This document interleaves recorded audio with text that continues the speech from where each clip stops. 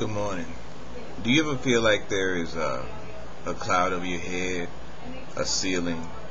Do you ever feel like you've been programmed for mediocrity, programmed not to make it, programmed just to get by, get along? Do you feel sometimes like no matter how much you want to break out and have enough money to go on that vacation and do the things you want to do, that somehow, some way your frequency for success is just a little bit off and you're not tuned in to the reality of success? Well, today I was riding down the street and I was struggling with myself. I was thinking about when I was a kid, I used to go sell seeds around the neighborhood because I wanted to get a belt, a carpenter's belt, and help some guys add an extension to the house my mother and father were having made larger so that each one of my brothers and my sister, four of us could have an individual room. I realized that I didn't care what people thought of me. I didn't care what people were going to say when they turned me away or so closed the door in my face. The only thing I know is I had that comic book advertisement in my hand, and it said I could have that carpenter's belt if I sold so many packages of seeds. And I sold those seeds and I got that carpenter's belt, and it took a couple of weeks, but I helped those guys. I was proud to walk around that site with my little carpenter's belt on, my little ruler, my little hammer, pliers and things like that. Now I'm much older and I've been working for a living. I've been, I guess you could say, in the grind. And every time somebody comes up to me with an idea, multi-level marketing, direct selling, a new job or something, it seems like if it's about making enough to be satisfied and happy, I'm interested. But if it's enough that I could be rich, that word seems to be foreign, and that bothers me, because as a child I dreamed myself of being rich, but the older I got, somehow it's almost like, and I know I'm kind of talking a little bit, but it's almost like when I was in the Air Force. I loved to fly, and I came very close to being a pilot when I went through ROTC at Grambling State University. I almost was a pilot, but I ended up going to missile school. The long story short is I would fly, and I used to fly to go to interviews and stuff, and I couldn't wait to get up above the clouds to look down, to look at that pure white carpet beneath me and how it felt serene and how peaceful it seemed up in the air. And then one day they started showing a whole lot of airplane crashes, airplane disasters, turbulence, what happens here, what happens there, this failed, these people died, and I found myself in fear. And it took me a couple of years to realize that I had been programmed from a joy of loving to fly to fearing getting on an airplane. So you know what I did? I had to fly a couple of places. I got on the airplane, I sat by the window, and I looked down as the plane took off. I watched as the plane leveled off. I watched us go through the clouds, whether it was bumpy or not. I watched us fly, and it said, it's going to get bumpy up here.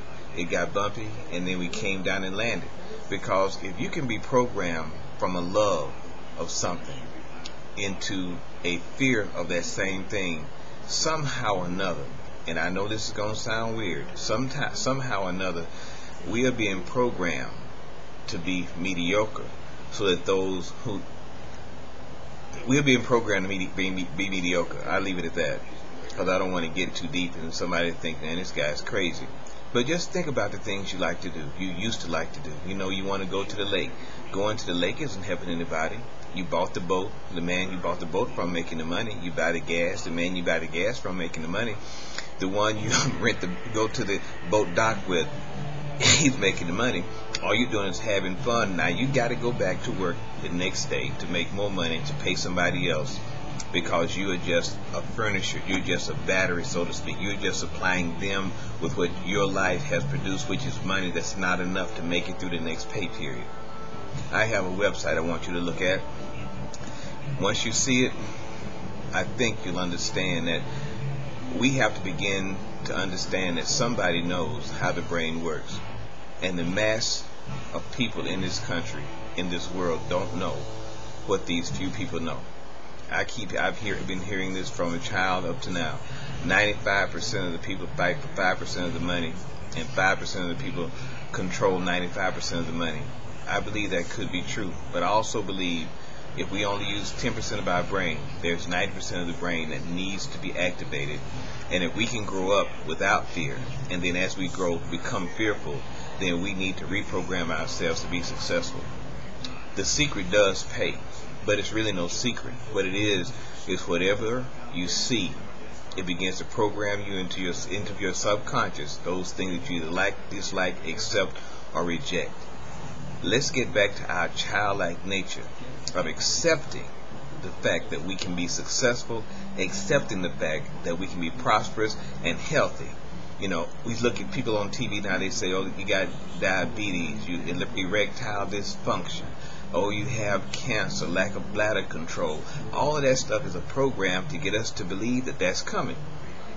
People who live in the country, if there is such a place in America, who don't really have TVs, they live 90, 100 years, you know, walking around, no glasses to wear, nothing wrong with their bladder. They don't have to wear the pins. They don't have to have something to propel them along, because they haven't been programmed by this frequency of mediocrity.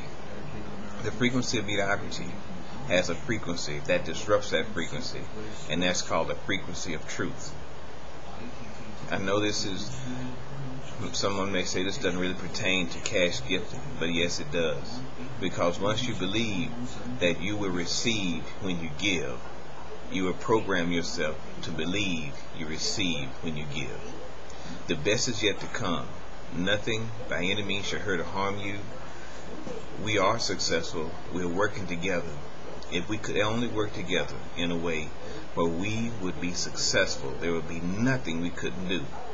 The Tower of Babel is just that, a babbling tower, where people were confused by the common goal because they no longer could communicate on the same frequency of language.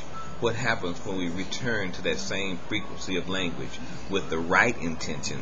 Nothing shall be impossible. Greater is He that is in us than he that is in the world. And I don't think God has ever been mediocre. Go to my website. You'll see it. And when you do see it, give me a call. Let me know what you think. When you think about it, the frequency of mediocrity needs to be disrupted and destroyed. And the frequency of God's truth and the frequency of success that we were born in and which we are truly to radiate is the only frequency that will destroy the negativity of mediocrity that we are being programmed to receive. Have a good day.